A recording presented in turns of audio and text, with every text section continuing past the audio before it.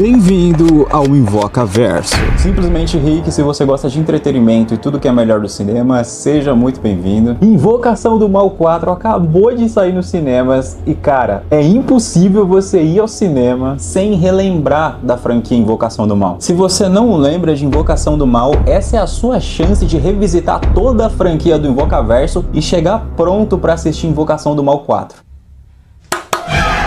Mas antes da gente revisitar a franquia, eu peço pra você deixar sua sessão de like aqui embaixo, porque merece, né, gente? Invocação do Mal.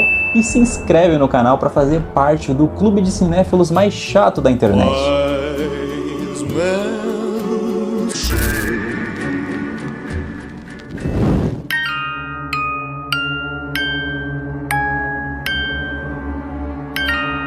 Tudo começa em 1952 na Romênia, antes dos eventos de Invocação do Mal. O filme começa com uma freira do convento que é perseguida por uma presença demoníaca e acaba tirando a própria vida para evitar que o mal se espalhe. Nesse convento, nós descobrimos a origem da entidade Valak, que logo mais se tornaria a entidade inimiga dos Warren. O Vaticano envia o Padre Burke, que é um exorcista experiente, e a noviça Irene para investigar o ocorrido. Eles recebem a ajuda de um jovem local chamado French, que encontra o corpo da freira enforcada. Esse filme da freira não foi tão bom assim pro universo de Invocação do Mal, tanto é que nem foi dirigido pelo James Wan, e a única coisa que salva esse filme, sinceramente, é o visual da Valak, porque é muito sinistro, dá muito medo, mas, cara, o roteiro é muito mal feito, o filme é muito mal montado e é muito fantasioso. No final do filme fica claro que a entidade Valak não foi destruída e ela seria introduzida mais pra frente em Invocação do Mal 2. Mas calma que já já eu chego lá.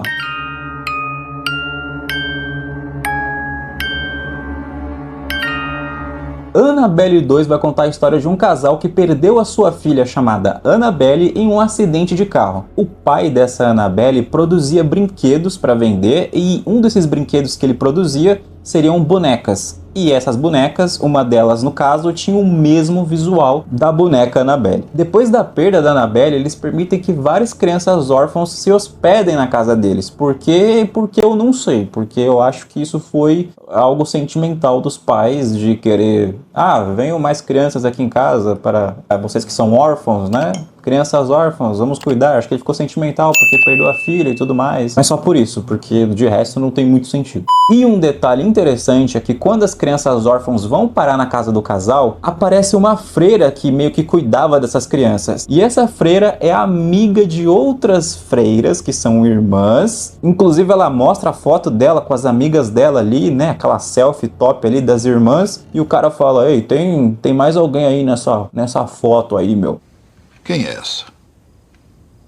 E quando ela olha bem de pertinho, o demônio Valak tá ali. Então eles gostam de fazer essa conexão, né? De colocar um personagem aqui, outro personagem ali. Ele aparece ali no filme, depois tem um outro que tem outra ligação com o outro. Tem toda uma junção, né? Parece confuso, mas tá tudo conectado, né? As coisas começam a ficar esquisitas dentro da casa, aquela parada meio sobrenatural que a gente já tá acostumado. Com a perda da filha, o casal fica desesperado e eles começam a fazer uma oração para poder tentar entrar em contato com ela. E quem responde essas orações, na verdade, é um demônio. E esse demônio se passa pela filha e faz o casal acreditar que quem tá falando é a Annabelle. E o demônio, como ele é meio argiloso, né, ele faz um acordo ali com o casal ali, né, com os pais da Annabelle, para colocar esse espírito dele, né, essa entidade dele em algum objeto físico. E onde que eles colocam? Na boneca Annabelle.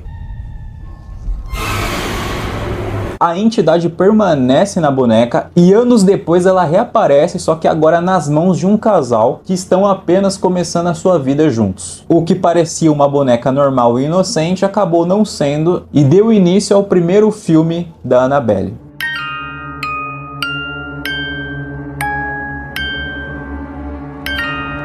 Em 1967, o casal John e Mia recebem de presente a boneca Annabelle. Mas após uma invasão de uma seita satânica, a boneca acaba sendo manchada por sangue, o que torna um canal muito fácil para o demônio entrar. A entidade começa a atormentar a Mia e a família dela, juntamente com o bebê que ela está esperando. No fim, mesmo depois de muitos sacrifícios, a boneca continua amaldiçoada e ela acaba parando nas mãos de enfermeiras. Enfermeiras que vão aparecer logo no início de Invocação do Mal.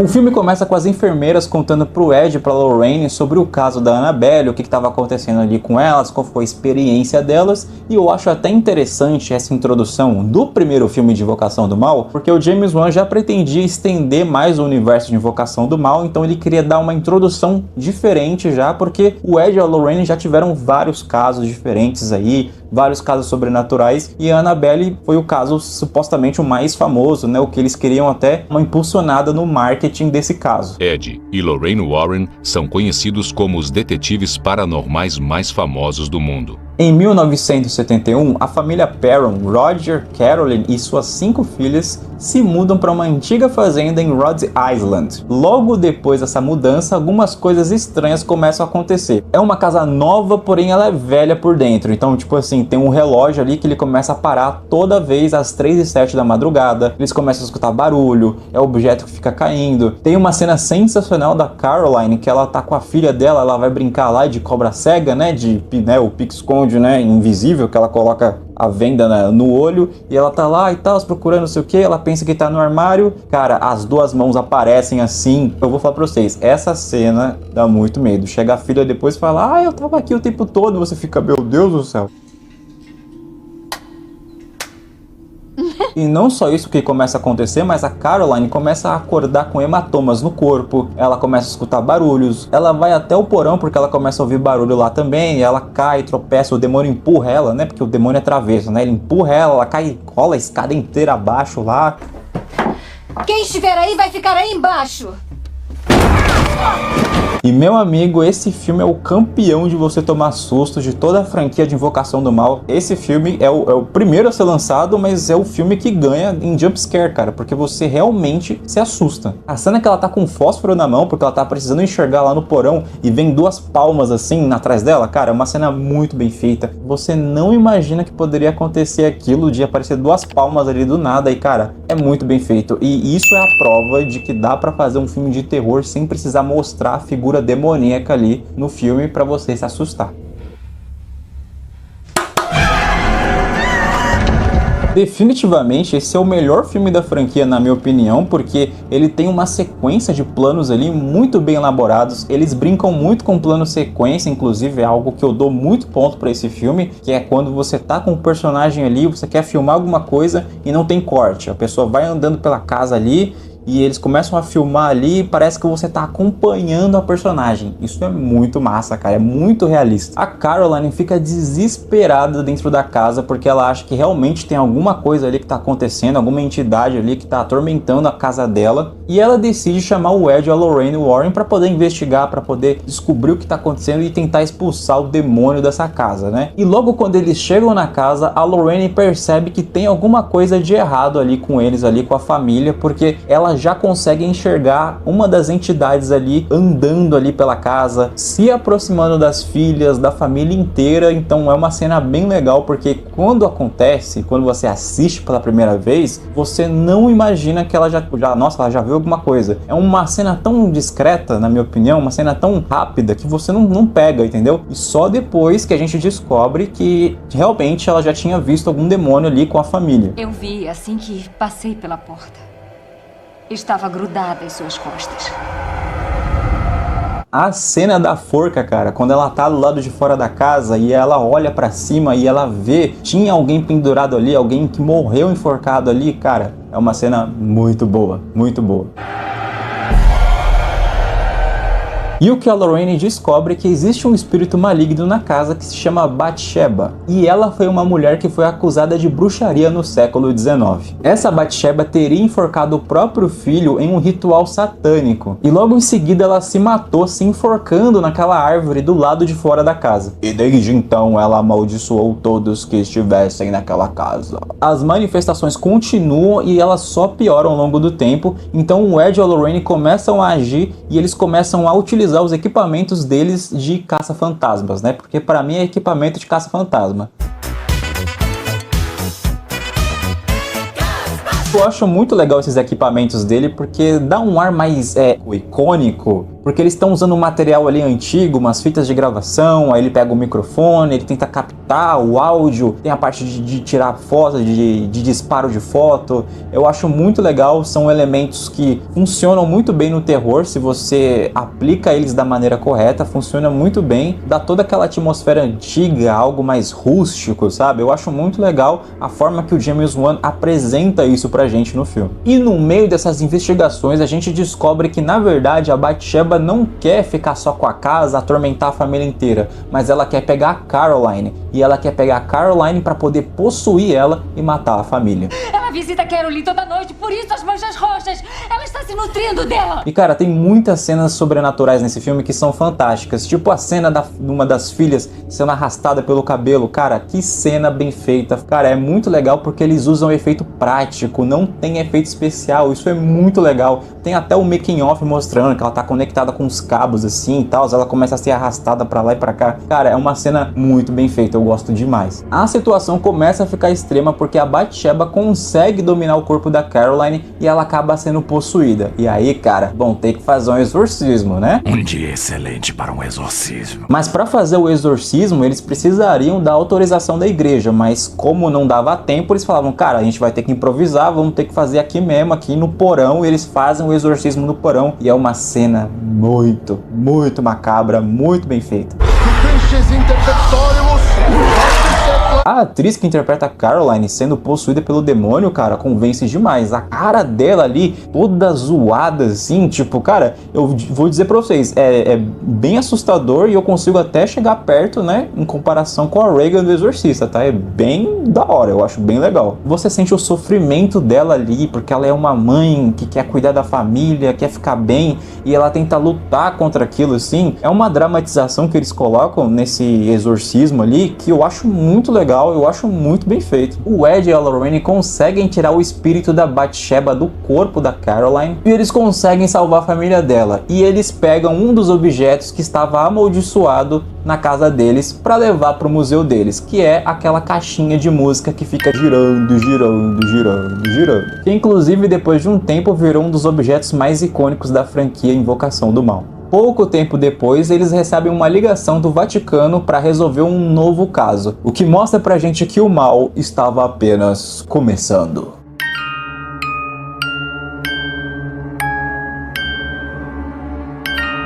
Depois dos acontecimentos de Annabelle, a boneca finalmente vai parar nas mãos dos Warren e eles colocam a boneca numa caixa de vidro dentro do museu deles. Sinceramente, eu não sei por que diacho eles fazem isso. Eles gostam de colecionar itens amaldiçoados que acabou com a vida de uma família e eles guardam. Aí eles falam, nós estamos contendo o poder do mal ali. E os caras guardam uma boneca amaldiçoada, os caras guardam, tipo, objeto que se você tocar nele, o demônio já vai pegar você já e, tipo, eu nunca vou entender isso. É só pra poder ter continuação de filme, né? Pra aumentar o marketing, né? Desculpa, fãs do Ed, Lorraine e Warren. Então por que não joga tudo no incinerador e destrói toda essa coisa? Só destruiria o receptáculo.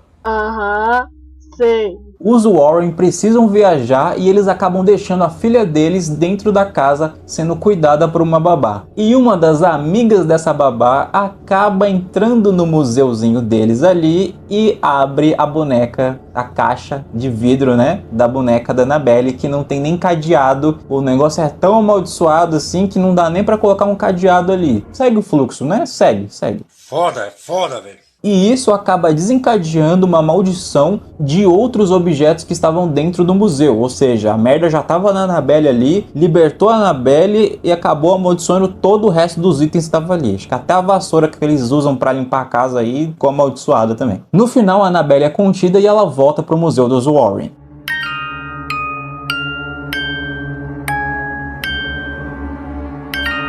O filme começa em 1976, mostrando o caso de Amityville, que foi o caso do cara lá que matou a família inteira ali de madrugada. E muita gente diz que esse caso até hoje não foi resolvido, né? Porque não sabia se o cara tava realmente tendo umas visões malucas ali pra poder matar a família ou se ele só era louco da cabeça mesmo. Eu acho que ele só era maluco mesmo. E Invocação do Mal 2 começa a ter um problema, que é eles quererem conectar muito as coisas, querer expandir tanto, o universo de Invocação do Mal, que algumas coisas acabam sendo muito forçadas. Eu particularmente acho que a introdução desse filme é gigantesca, sem necessidade alguma, porque o caso de Amityville não tem relação alguma com o caso de Enfield, que a gente vai ver ainda nessa história.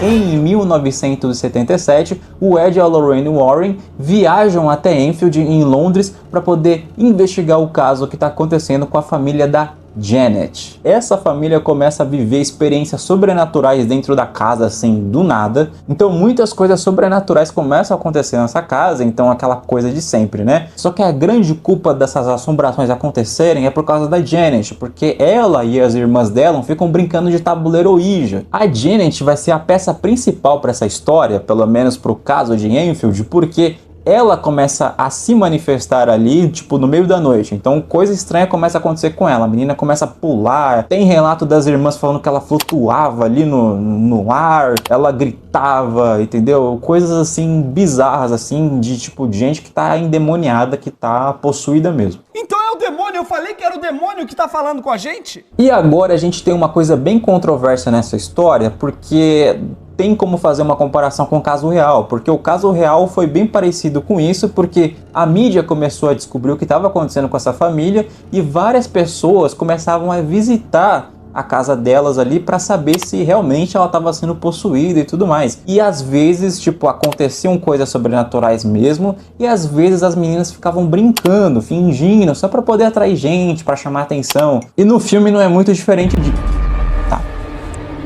Sai desse corpo, demônio, sai! E no filme não é muito diferente disso. Várias pessoas começam a visitar a casa ali e vai alguns repórteres ali, alguns investigadores para poder tentar descobrir o que tá acontecendo com essa menina, a Janet. E cara, tem uma cena que é clássica, todo mundo conhece, sensacional, em que a Janet tá sentada no sofá lá, ela tá meio que sendo entrevistada e ela tenta chamar a pessoa, no caso a entidade que tá sendo possuída, né, por ela. E a gente descobre que existe um homem velho que morava nessa casa chamado Bill Wilkins. E ele era a pessoa que estava se manifestando no corpo da Janet. E cara, a cena em que ele aparece no corpo dela é uma cena muito boa. Até no caso real eu acho bizarro, dá medo, porque a Janet tá ali de boa, né, com aquela cara dela assim, e aí do nada a voz dela começa a engrossar e cara, é bizarro, tanto no filme e quanto na vida real. Dá até pra você fazer um comparativo, porque as cenas que eles filmaram ali, cara, ficou igualzinho.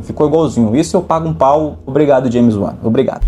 Meu nome é Bill Wilkins. E nesse filme dublado, quem faz a voz do Bill Wilkins é o Luis Carlos Percy. E, cara, a voz dele, imitando esse demônio, cara, é muito legal. Seu lugar não é aqui.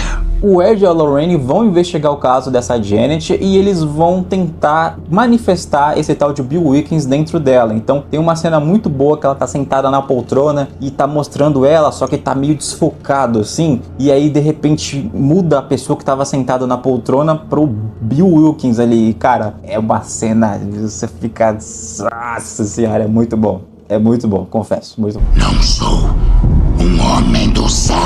A Lorraine percebe que essa situação é muito mais complexa do que ela pensa, porque quando ela tá na casa dela, ela começa a ter umas visões bizarras. E essas visões bizarras que ela tem são do demônio da entidade Valak. Sim, eles colocam a entidade Valak de novo nesse filme e eu não sei porque, eu sinceramente não gosto. Chato pra caralho. Não gosto disso, eu acho muito chato, porque tira totalmente o foco do caso de Enfield, que poderia ser algo muito mais aprofundado, algo muito mais legal, e não foi tão aprofundado nesse filme, infelizmente. Então ela começa a ter umas visões assim esquisitas, ela começa a rasgar a Bíblia ali, começa a cortar, ela até tem uma visão ali, uma projeção do Ed morrendo ali, enfim, ela começa a ficar muito assustada, muita zureta das ideias também, e cara, tem um momento do filme em que o Ed, ele começa a fazer uma pintura, porque ele teve uma visão daquilo lá, acho que eu sonhei com isso, ele começa a pintar. E o que ele pinta? A Valak. O cara, tipo, beleza, eu tive um sonho aqui, isso não sai da minha cabeça, vou tentar reproduzir isso num quadro.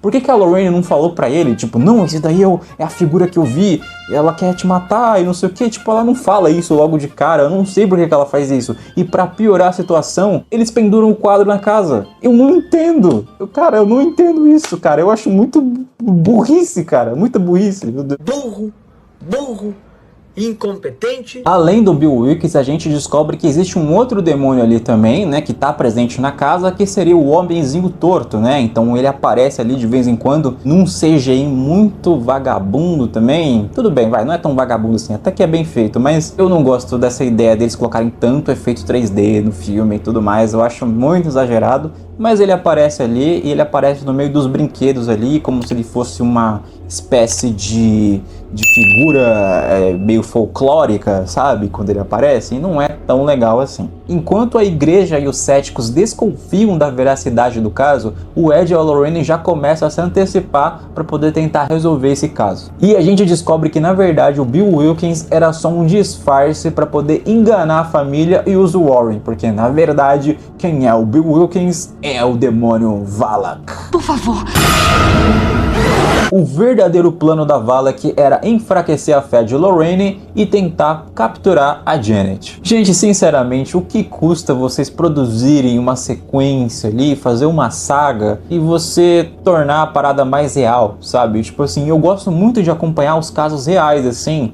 Não todos, não todos, mas por exemplo, o caso de Enfield é um caso que eu sempre curti muito, assim, de acompanhar, de pesquisar sobre. Mas vendo o que eles fizeram com esse caso e tentaram fazer uma mistura com os acontecimentos dos outros filmes, misturar a Annabelle com Valak, cara, é uma parada muito forçada, e eu acho que eles entram tanto na fantasia desse filme que o filme acaba se perdendo ao longo dele. O demônio começa a perseguir a Janet pela casa durante uma tempestade e o Ed vai atrás para poder tentar salvar ela. E no meio disso a Lorraine tá lá, meio maluca da cabeça, porque ela tá tendo as visões da Valak e ela tá tentando enfrentar o demônio da Valak enquanto o Ed tá tentando salvar a Janet. Só que a Lorraine e o Ed não sabiam o nome do demônio Valak. Inclusive esse nome aparece bem discreto, ou nem tão discreto assim, no filme, né? Ele aparece em alguns relances ali assim, uma mensagem meio subliminar ali. E cara, sinceramente eu detesto o final desse filme, eu acho ele tão fantasioso, ele é tão cheio de ação, cheio de efeito especial ali, que eu acho que perde um pouco essa atmosfera que a gente tinha ali da Janet meio possuída, aquela coisa mais crua, né, do demônio tá ali presente, mas a gente não consegue enxergar. A Lorraine descobre o nome da entidade, que é a Valak, e ela tenta pronunciar esse nome. Quando ela pronuncia, ela consegue se livrar finalmente da entidade Valak que estava atormentando tudo e todos nesse filme. De volta aos Estados Unidos, o Ed e a Lorraine conseguem encerrar o caso e eles retornam trazendo mais um item para a coleção de itens amaldiçoados no museu deles.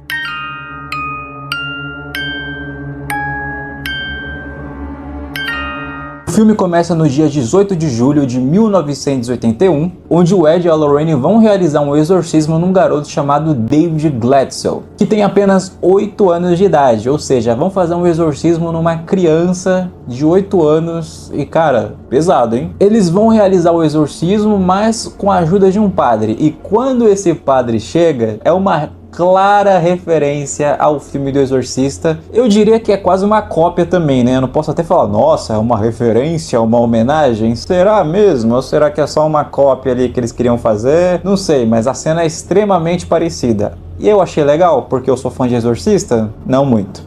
Não muito, porque eu achei meio... não sei. O artista quer referenciar, mas ele dá tanta referência para aquilo, parece que é só mais uma cena, só que mal montada, entendeu? Não é tipo uma homenagem, alguma, sabe? A referência ela tem que ser pequena, entendeu? Ela tem que estar ali, sabe? Tipo, eu vi de relance ali, tá nos pequenos detalhezinhos. Agora é extremamente escrachado ali o padre aparecendo, então dá também essa impressão de que é quase uma cópia mesmo. O exorcismo começa a acontecer e é uma cena bem bizarra e pesada, só que eu até que gosto, porque eu não sou muito fã de efeito especial mesmo, 3D e tudo mais em filmes de terror, só que nesse aqui até que funciona, sabe? O garoto sendo possuído ali, o olho dele ficando zoado, a pele dele, o osso dele começa a se contorcer, cara, até que é legal, até que é interessante. Eu ouvi e falei, nossa, porra, tá até bem feito, meio que te convence ali. Eu vou parar o seu coração, velho! E no meio desse exorcismo, um cara chamado Arne Johnson pede pro espírito, pro demônio, sair do corpo dele e entrar nele. E isso a gente já viu em um outro filme de exorcismo aí, né? A gente sabe que esse é um clássico ali pra você se livrar do demônio. A criança tá sendo possuída ali, me leva no lugar dele, me leva, me leva. Isso aí a gente já viu já. Amen. O demônio sai do corpo do David, fica tudo bem, tudo certo, e um certo tempo se passa e a gente descobre que tem alguma coisa errada com esse Arne, porque ele falou pro demônio entrar nele e aí de repente tudo acabou, tudo ficou bem? Não, é claro que não. Esse suposto demônio começa a se manifestar no Arne e ele comete um assassinato brutal. Quando ele comete esse assassinato brutal, ele acaba sendo preso, né, e sendo julgado pelo crime que ele cometeu. Só que na verdade ele começa a falar que não foi ele e tudo mais, porque foi o demônio, e claramente dá pra perceber que foi um demônio ali, porque ele tá com o rosto todo zoado, o olho dele tá branco, né? O filme apresenta pra gente um flashback ali do Arne e do David e a namorada dele entrando dentro da casa, que é uma casa nova, foi antes do período que aconteceu aquela manifestação demoníaca. E tem uma cena muito boa do David entrando num quarto e ele encontra um colchão de água, que é aqueles colchão bem antigo mesmo, e ele deita no colchão e, cara, é uma cena bizarra. E eu tomei susto, mas cara, o problema de Invocação do Mal é que na hora do jumpscare você não toma susto exatamente pelo conteúdo gráfico que tá ali, o que tá acontecendo. Você toma o susto por causa do áudio, tipo, o áudio fica muito alto. Esse filme, inclusive, ele é muito baixinho, cara. Eu tive que aumentar o volume no máximo pra poder ouvir o filme, e quando era cena de susto, o áudio ficava lá no alto, e pá! E você fica tipo, meu Deus do céu. Ou seja, você se assusta com o som do, tipo, estourado ali do teu ouvido, e não do que aconteceu exatamente da cena, pelo demônio e tudo mais. É uma técnica que, na minha opinião, tá bem ultrapassada pra você tentar dar susto em alguém. Bom, com esse lance do Arne sendo preso, não leva muito tempo pro Ed e a Lorraine irem atrás deles para poder resolver esse caso. E eles recebem uma ligação da polícia dizendo que 2 garotas desapareceram e uma delas foi morta no local do crime que supostamente foi o Arne que cometeu. E aí basicamente o Ed e a Lorraine falam, beleza, as garotas desapareceram, vamos resolver esse caso então, vamos lá, vamos embora. E o policial, não, peraí. Mas antes eu quero ver se você é a fodona mesmo, entendeu? Então, cara, quais dessas 3 armas foram usadas na cena do crime? Eu quero ver se você é boa mesmo, antes da gente continuar essa investigação. Então usa seus poderes paranormais aí. E ela pega e ela consegue acertar a arma branca que foi usada. Nada disso, esquece. Foi essa.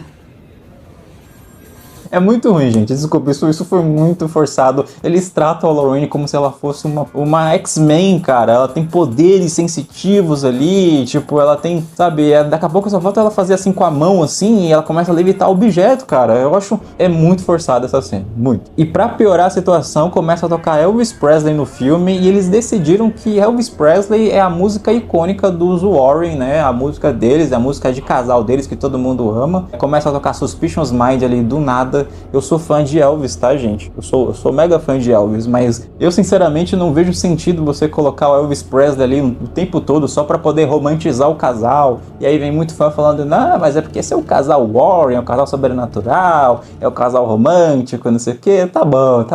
Essa eu deixo passar, tá? Vou deixar passar, tá bom? Essa música é apropriada. Enquanto eles estão investigando na floresta, eles vão até o local que supostamente ocorreu a cena do crime ali, e ela começa a usar aquela visão dela de reproduzir o que aconteceu no cenário, e eu confesso que é legal essa cena. Eu achei bem legal ela com a faca e fazendo assim, é bem construído, é bem interessante, e isso é a única coisa desse filme que eu gosto, tá? Porque o resto desse filme é horrível. O geral de tudo pra gente entender essa história é que na verdade o Arne não estava exatamente possuído por um demônio, mas sim foi a causa de um totem que estava escondido dentro da casa que eles encontraram, que era um totem satânico, ou seja, foi lançada uma maldição no David que foi parar no Arne. E para entender melhor esse caso, eles decidiram levar o totem pro padre Castner, que foi um ex-padre que estudou a ideia de cultos satânicos. E é com ele que a Lorraine consegue um livro que seria um grimório cheio de explicações sobre o ritual, o processo do ritual da maldição. Nessas visões que a Lorraine tem, ela descobre que o assassinato da garota da Jessica, que foi uma das garotas que desapareceram lá na cena do crime, foi feito pelo mesmo ritual. Aos poucos ela descobre que na verdade todo esse ritual foi criado por uma ocultista, que ela tinha o propósito de fazer 3 sacrifícios. O inocente, que seria o David, o amante, que seria o Arne, e por fim o religioso, que seria o Ed. Precisa de 3 vítimas para ser completa: a criança, a amante e o homem de Deus. E a ocultista consegue dar um jeito de pegar o Ed e ele também fica possuído. E cara, a cena que ele fica possuído é muito maneira, porque ele pega o martelo ali e ele começa a ir atrás ali da Lorraine. Cara, é bem legal. Lembra bastante o filme do Iluminado. A Lorraine consegue achar o esconderijo da ocultista e foi lá onde ela realizava todas as maldições e todos os rituais. E ela vai atrás para dar um pau nessa véia. Com o Ed super possuído ali, parecendo o Jack Nicholson, a Lorraine consegue impedir essa possessão dele e consegue salvar ele. E além de salvar ele, ela consegue derrotar essa véia ocultista.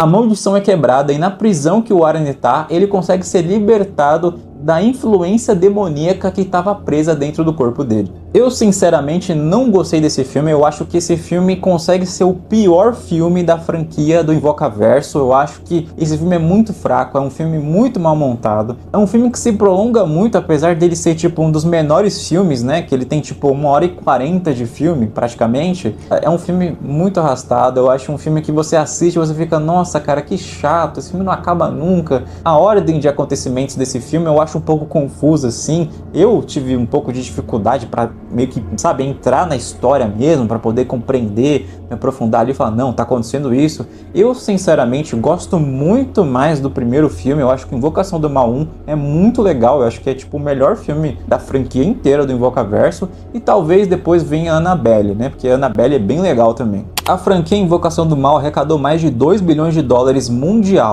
não foi pouca coisa, é uma franquia que eu compreendo o sucesso dela, por que as pessoas gostam tanto, porque foi um marketing, eu acho que foi um marketing que acertou muito nesses filmes. Infelizmente, uma boa parte dos filmes dessa franquia não foi dirigida pelo James Wan, só o primeiro e o segundo foi dirigido por ele. A maioria dos filmes seguem uma repetição, tanto da produção quanto dos acontecimentos das histórias. Eles forçam muito a barra conectando personagens, conectando entidades, objetos amaldiçoados, e eu acho isso muito forçado, eu acho que não funciona muito bem, só em alguns momentos, dependendo do filme e do contexto que funciona, mas no geral eu acho bem forçado e poderia ter sido construído de uma maneira, né, mais legal, uma maneira mais dinâmica, que fizesse sentido. É como se eles tentassem forçar a gente a gostar da saga Invocação do Mal. E, tipo, às vezes eu falo pra algumas pessoas que eu não gosto muito de Invocação do Mal e o pessoal fica, nossa, como assim? Invocação do Mal é um dos melhores filmes de terror já feitos na face da Terra. É o filme mais assustador que existe.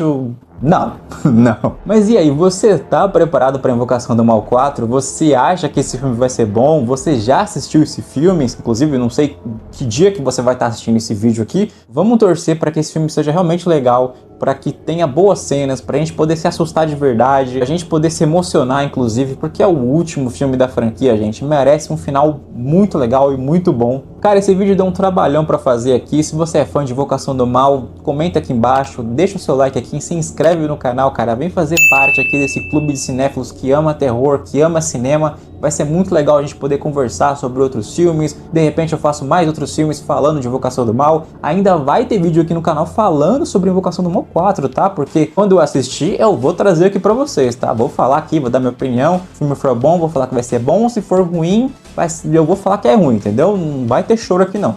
Valeu!